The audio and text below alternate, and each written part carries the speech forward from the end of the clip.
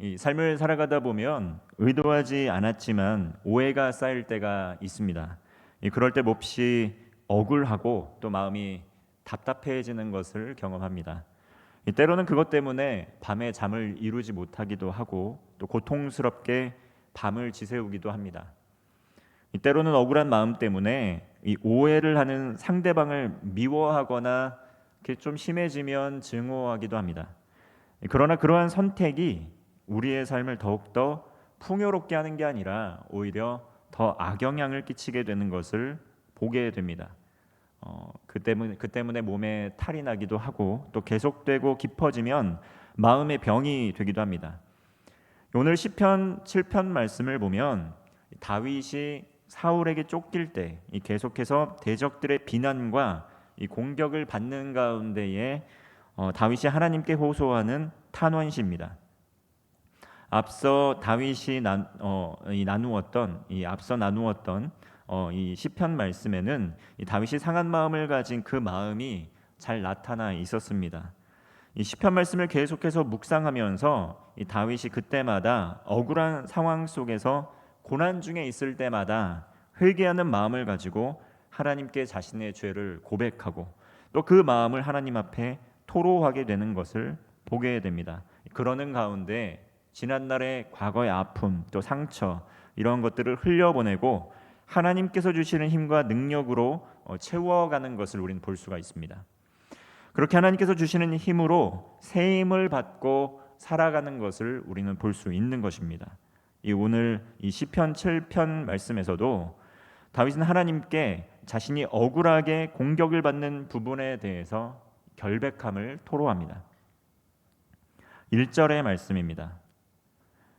여호와 내 하나님이여 내가 주께 피하오니 나를 쫓아오는 모든 자들에게서 나를 구원하여 내소서. 다윗은 쫓기는 상황 속에서 몸과 마음이 지쳐갔습니다.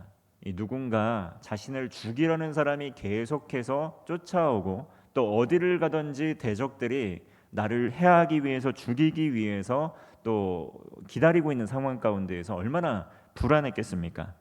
이 자신의 대적들, 이 원수들에게 압도되어서 다윗은 하나님께 구원해 달라고 부르짖는 장면을 볼 수가 있습니다. 그래서 다윗은 여호와 내 하나님이여 이렇게 먼저 다윗을 아시고 함께 하시는 그 하나님, 그 나의 하나님, 다윗의 하나님, 그 하나님을 찾으며 기도합니다. 그러면서 하나님 나를 도와주세요라고 기도를 하고 있습니다.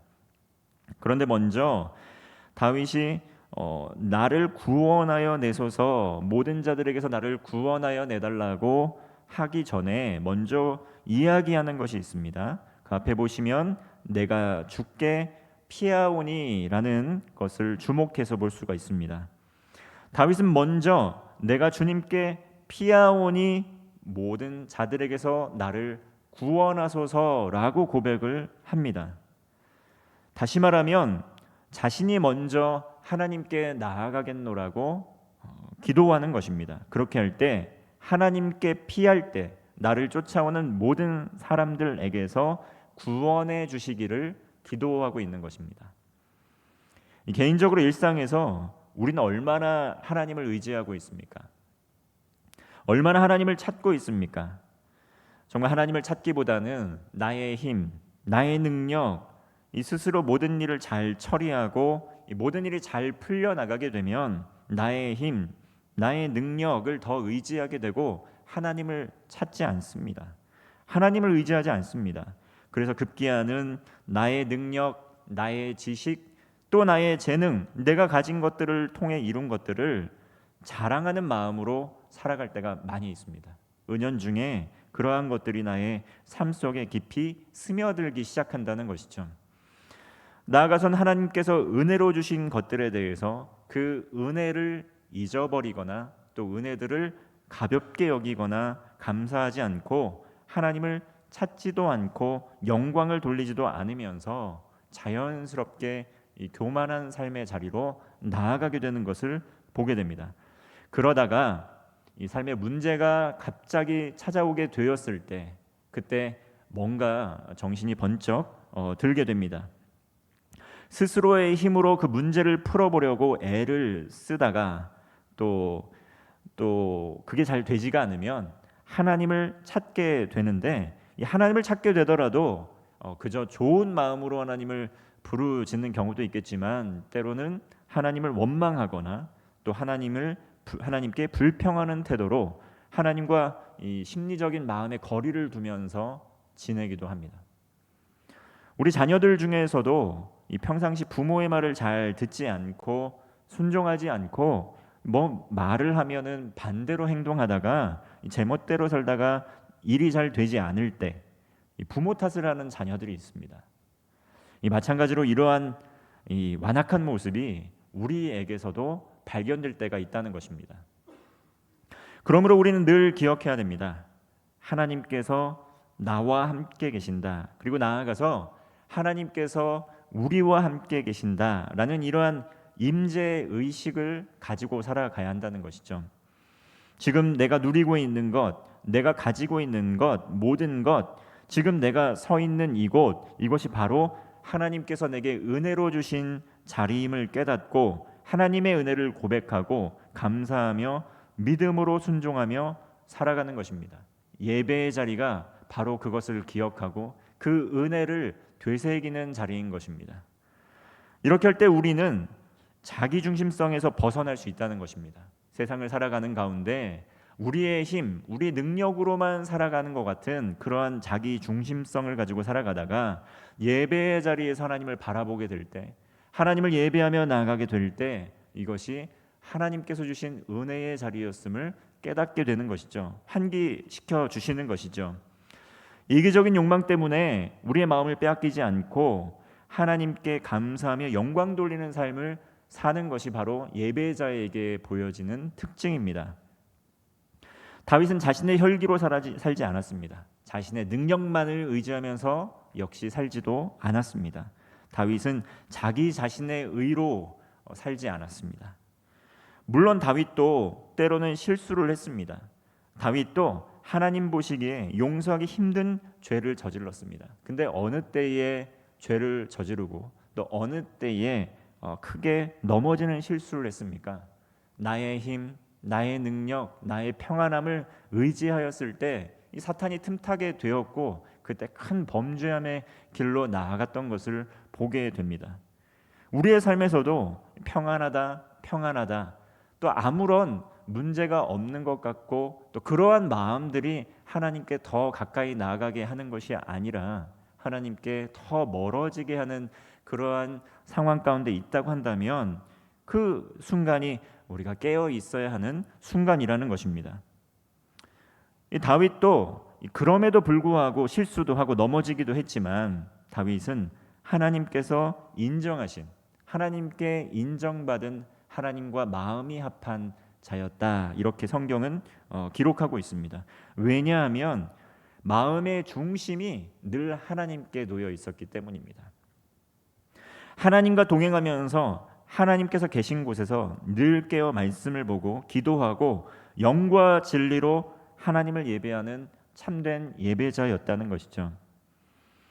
다윗이 대적들 사이에서 마음과 생각을 지키고 그들에게 압도되지 않고 살 수 있었던 비결은 무엇입니까? 바로 이것이죠. 늘 마음에 믿음과 확신이 있었습니다. 그것은 자기 확신, 자기 믿음, 자기 능력을 의지하는 고백 아니고 다윗과 대적들, 이렇게 다윗과 대적들만 눈에 보이는, 현실 속에서는 다윗과 대적들만 보이는데 일대 다수의 이 양자의 진영의 싸움이 아니라 이 진영의 다툼 가운데, 이 대결 가운데 하나님의 임재가 있고 하나님의 손길이 있고 하나님의 통치가 있다라는 것을 고백했기 때문에, 그것을 믿었기 때문에 다윗은 하나님을 의지하는 삶을 살았다는 것입니다. 그러한 믿음이 다윗에게 안전감을 주었다는 것이죠. 다윗에게 평안함을 허락했다는 것입니다. 자신만 바라보면, 자신의 능력만 바라보면 이제 자신의 능력과 힘으로도 이길 수 없는 대상들이 쫙 깔려 있습니다. 그런 상황 가운데 위축될 수밖에 없지 않습니까? 그런 상황 가운데 두려워할 수밖에 없지 않습니까? 그런데도 불구하고 다윗이 이 믿음을 가지고 용기 있게 담대하게 살아갈 수 있었던 이유는 무엇입니까? 이곳에 나와 함께 하시는 하나님의 임재, 하나님의 통치, 하나님의 주권을 인정하면서 하나님을 바라볼 수 있는 믿음을 가졌기 때문에 그러한 삶을 살 수 있었다는 것입니다. 상상한 것이 아닙니다. 그렇게 다짐한 것도 아니고 하나님께서 약속하신 것을 붙들고 그 믿음을 가지고 그 약속의 말씀을 믿음으로 하나님을 바라볼 수 있었다는 것입니다. 하나님 곁에, 하나님 품에, 하나님 편에 서 있었기 때문에 정말 폭풍 중에서도, 폭풍과 같은 인생 속에서도 고요함과 평안함을 가지고 살아갈 수 있었다는 것이죠. 다윗은 후에 이렇게 고백을 합니다. 시편 23편의 고백, 이런 고백을 합니다. 23편 4절의 말씀입니다. 내가 사망의 음침한 골짜기로 다닐지라도 해를 두려워하지 않을 것은 주께서 나와 함께 하심이라. 주의 지팡이와 막대기가 나를 안위하시나이다. 다윗은 항상 하나님의 임재의식을 가지고 살아갔습니다. 내가 어디를 가든지 무엇을 하든지 앞에 이 보여지는 상황만 바라본 것이 아니라 나와 함께 하시는 하나님, 나와 함께 임재하고 계시는 하나님, 그리고 나의 지팡이가 되어주시고 나의 막대기가 되어주셔서 대적들을 물리쳐 주시는 그 하나님을 믿으며 살아갔기 때문에 어디를 가든지 무엇을 하든지 두려워하거나 불안해하지 않고 믿음으로 살아갈 수가 있었다는 것입니다. 늘 주님의 지팡이와 막대기가 동행하여 주셔서 삶에 함께하고 계심을 믿었기 때문에 두려워하지 않고 안정감을 가지고 살아갈 수 있었다는 것이죠. 오늘날 현대인들 늘 불안을 안고 살아갑니다. 겉으로는 아무렇지도 않은 듯 정말 자랑하면서 또 이렇게 살아갑니다. 아무런 문제가 없는 거라고 생각을 하는데 사실 실상을 알고 보면 그 마음속이 유리같이 정말 불안하고 늘 불안 속에서 또 남들에게 그 불안을 들키지 않으려고 애를 쓰며 살아가는 사람들이 너무나도 많습니다.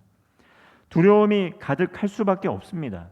이렇게 치열한 경쟁 속에서 누군가 나를 밟고 나를 딛고 올라가려는 사람들이 득실득실한 이런 상황 가운데 전쟁터와 같은 상황에서 불안해하지 않는 게 오히려 이상한 겁니다. 불안해하지 않으면, 두려워하지 않으면 잡아먹힌다는 것이죠. 사자들이 득실득실 되는 곳에서 사슴이 그냥 한가롭게 거닐고 있으면 잡아먹힐 수밖에 없습니다. 두려워할 수밖에 없죠. 그러는 가운데 경쟁에서 뒤처질 것 같은 그런 두려움 엄습해 옵니다. 또 자녀들은 어떻습니까? 학업의 현장에서 정말 이 처음부터 다른 아이들보다 조금 뒤처지게 되면 영원히 기회를 잃어버릴 것 같은 그런 두려움, 우리 아이가 잘못될 것 같은 그런 두려움, 그 두려움을 안고 살아갑니다. 자기 개발을 하지 않으면, 이때 이것을 하지 않으면, 이 시기에 이것을 놓쳐버리면 모든 기회를 놓쳐버릴 것 같은 그런 두려움 가운데 살아가고, 정말 이 시기에 이것을 하지 않으면 경쟁에서 뒤처지고 도태될 것이라는 그 위기 의식 속에서 살아갑니다. 갑자기 직장을 잃어버릴지도 모른다라는 두려움과 불안도 있습니다. 그런데 정말 전쟁터에서 불안을 안고 살아가는 것은 정말 당연한 것입니다. 하지만 전쟁이 일어나지 않은 상황에서 그 불안감이 계속 지속되고 있다면, 전쟁이 지속되지 않는 곳에서 두려움이 지속되고 있다면 이건 큰 문제인 것입니다. 이러한 두려움 지속되고 반복되면 마음속에 깊은 불안감이 뿌리를 내리게 됩니다. 그것이 삶의 안정감을 빼앗아가게 되고 삶의 어떠한 조금이라도 위기의 순간, 위기의 자극이 오게 되면은 아주 크게 놀라서 반응하게 되는 우리 모습들을 보게 된다는 것입니다. 아주 작은 문제들이 나에게 너무나도 크게 다가오는 것처럼 느낄 때가 많다는 것이죠. 전쟁터에 나갔던 많은 군인들이 정말 외상 후 스트레스라는 그러한 증상들을 정말 경험하게 되는데, 어찌 보면 우리 현대인의 삶도 전쟁터와 같은 이 세상살이 치열한 경쟁 속에서 정말 전쟁터를 벗어났음에도 불구하고 그 불안과 두려움을 가지고 살아가는 이들이 정말 너무 많다는 것입니다.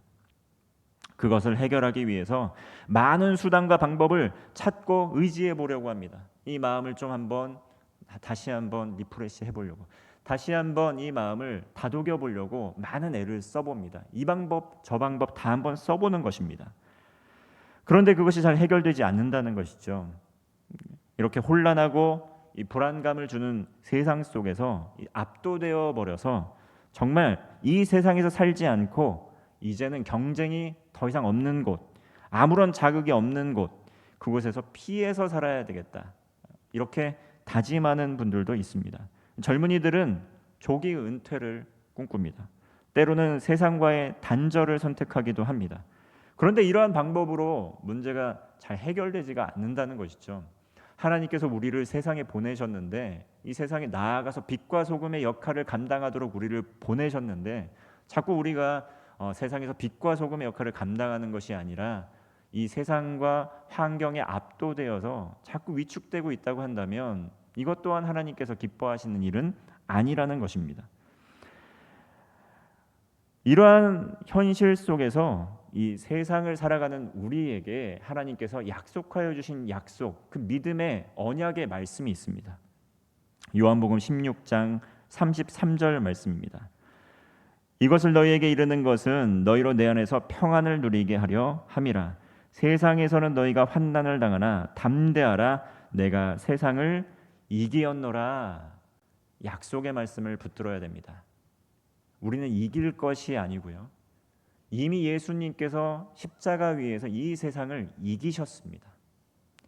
이기지 못했다고 이렇게 그대로 가게 되면 죽게 될 것이라고 속이는 자가 있습니다. 하나님의 말씀이 아니죠.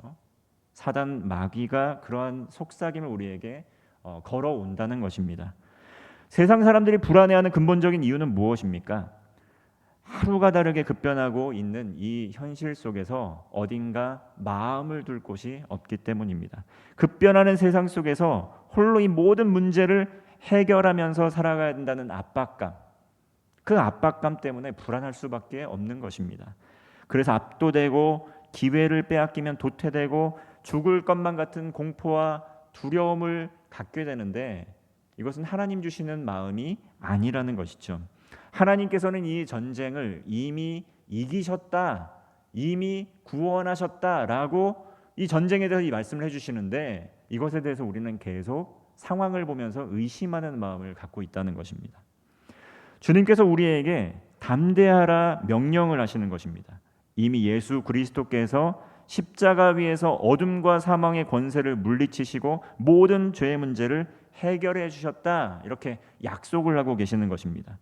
생명은 주님께 속한 것이기 때문에 하나님께서 허락하지 않으시면 단 하나도, 그 어떤 것도 우리를 해할 수 없다라는 그러한 믿음이 있어야 됩니다.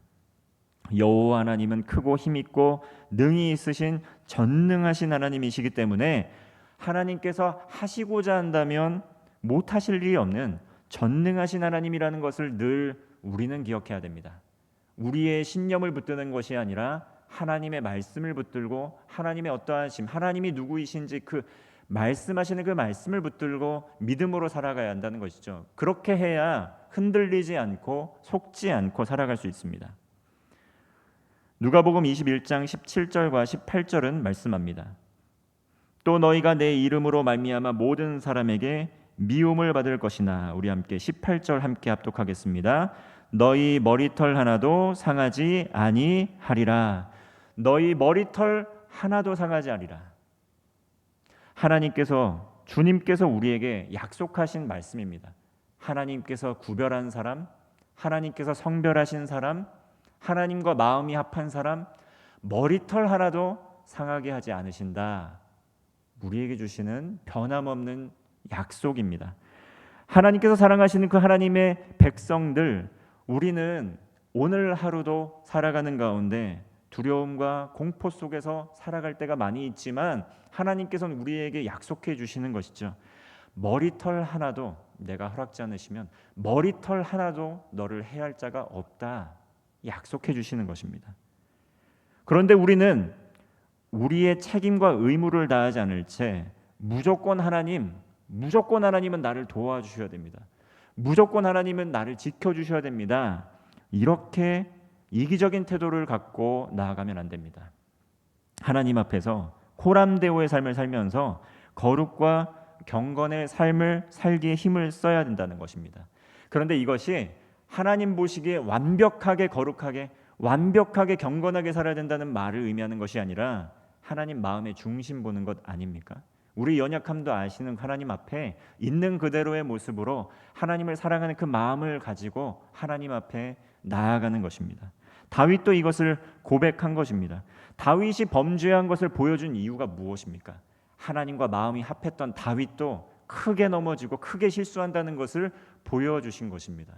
그러나 다윗이 칭찬받고 인정받았던 이유는 무엇입니까?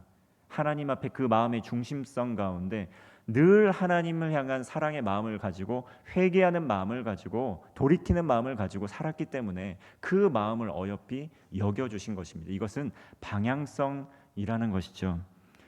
시편 7편 3절에서 5절은 이렇게 말씀합니다. 여호와 내 하나님이여 내가 이런 일을 행하였거니와 내 손에 죄악이 있거나 화친한 자를 악으로 갚았거나 내 대적에게서 까닭 없이 빼앗았거든. 원수가 나의 영혼을 쫓아잡아 내 생명을 땅에 짓밟게 하고 내 영광을 먼지 속에 살게 하소서. 다윗은 하나님께서 명령하신 책임과 의무를 최선을 다해서 지키려고 했습니다. 그렇기 때문에 무조건 나에게 은혜를 주셔야 된다고, 무조건 나를 지켜주셔야 된다고, 무조건 나를 도와주셔야 된다고 한 것이 아니라 자신의 삶을 하나님이 보시기에 합당한 기쁘시게 한 하나님을 기쁘시게 하는 삶을 살기에 애를 썼다는 것입니다. 우리가 자녀들을 보게 될 때 그 자녀들 정말 부모를 기쁘게 하기 위해서 최선을 다해서 노력하는 자녀들이 실수를 하게 되면 나무랄 수가 없습니다. 무엇라 할 수가 없습니다. 연약함을 알기 때문이죠. 그러나 그 마음의 중심 가운데 그 부모를 사랑하는 마음, 그 부모를 아끼는 마음, 그것을 알기 때문에 오히려 더 품어주고 오히려 더 아끼고 사랑하는 것이 부모의 당연한 마음 아니겠습니까? 마찬가지로 하나님께서도 이 다윗을 이렇게 바라보셨고 다윗도 하나님 앞에 정말 하나님의 말씀, 하나님을 경외하고 하나님을 높여드리기 위해서 내가 최선의 삶을 사는 것 하나님 아시지 않습니까? 만약에 잘못한 거 있으면 저 벌 받아도 됩니다. 하지만 하나님 그렇게 하지 않은 것 알지 않으십니까? 이렇게 고백을 한 것입니다. 다윗은 하나님과 동행하는 하나님의 사람이었습니다. 이 불안이 그득한 세상 가운데에서 또 두려움이 그득한 세상 가운데에서 길을 잃지 않고 방황하지 않고 살 수 있는 방법은 무엇입니까? 늘 깨어 회개하는 마음을 가지고 하나님의 말씀과 기도의 자리에 나아가 하나님을 예배하는 가운데 하나님의 임재 의식을 가지고 살아가는 것입니다. 하나님께 늘 구하는 것입니다. 있는 그대로의 모습으로 하나님께 나아가는 것입니다. 9절의 말씀입니다. 악인의 악을 끊고 의인을 세우소서. 의로우신 하나님이 사람의 마음과 양심을 감찰하시나이다. 우리의 악한 모양이 있다면 그 어떤 모양이라도 하나님께서 내어버리라 말씀을 하십니다. 하나님께서는 우리의 마음을 감찰하시기 때문에 우리의 중심을 알기 때문에 우리가 얼마나 주님을 사랑하는지도 분명히 알고 계십니다. 하나님께서는 그 하나님의 사랑하는 사람, 하나님을 사랑하는 사람을 하나님께서도 알아주신다 이렇게 말씀을 하고 있습니다. 사람은 모를지라도 사람은 오해를 할지라도 하나님께서 하나님을 사랑하는 그 마음을 아신다 말씀하는 것입니다. 다윗도 그러한 하나님의 마음을 가지고 고백을 했던 것입니다. 악인의 악을 끊고 의인을 세워 주시옵소서. 의로우신 하나님이 사람의 마음과 양심을 감찰하시지 않습니까? 이것이 다윗의 고백이었습니다. 이러한 하나님, 다윗의 하나님인 것만 아니라 우리의 하나님이기도 합니다. 시편 8편 1절의 말씀 우리 함께 합독하겠습니다. 시편 8편 1절의 말씀입니다. 여호와 우리 주여, 주의 이름이 온 땅에 어찌 그리 아름다운지요. 주의 영광이 하늘을 덮었나이다. 여호와 우리 주여, 주의 이름이 온 땅에 어찌 그리 아름다운지요. 여호와 나의 하나님에서 여호와 우리 하나님으로 확장되고 있습니다. 다윗의 하나님일 뿐만 아니라 우리의 하나님이시기도 합니다. 하나님께서 지으신 이 세계를 바라보면서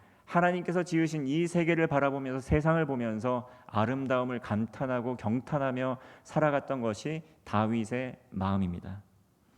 모든 관계 속에서 그 관계를 풍성하게 만들기 위해서 대화를 분석해 보면 5문장, 5대 1의 비율로, 건강한 관계 가운데서는 5대 1의 비율로 이 긍정적인 문장을 5문장을 하게 된다면 이 부정적인 문장은 한 문장 정도 이야기를 한다고 합니다. 그런데 건강하지 않은 관계를 살펴보면은 긍정적인 문장이 한 0.8대 부정적인 말의 1, 이렇게 0.8대 1 정도로 긍정의 말과 부정의 말을 비교해 보았을 때 부정의 말을 참 많이 한다는 것이죠. 우리가 신앙생활을 하게 될 때 세상이 참 두렵고 어렵고 팍팍합니다. 그런데 무엇을 위하여 계속 기도합니까? 다윗은 항상 이렇게 이야기합니다. 현실은 어렵고 현실은 이렇게 불안하지만 난 늘 나를 구원하시고 나와 동행하신 하나님을 찬양합니다. 감사합니다. 이렇게 할렐루야 하나님을 외치면서 나아갑니다. 하나님께서 나의 주인이 되시고 나의 삶의 모든 것을 아신다는 것을 아시고 그 지으신 세계 안에서 경탄하면서 기쁨을 가지고 감사하면서 살아갔다는 것이죠. 하나님께서 사랑하시는 하나님의 백성들, 머리털 하나도 상하지 않고 내버려 두시지 않으십니다. 이 불안한 세상 가운데에서도 하나님 앞에 코람데오의 삶을 사는 가운데 말씀과 기도로 거룩하여지고 세상 속에서 하나님의 아름다움을 발견하고 또 감사하고 복음을 전하는 성도 되시기를 주님의 이름으로 축원합니다. 기도하겠습니다.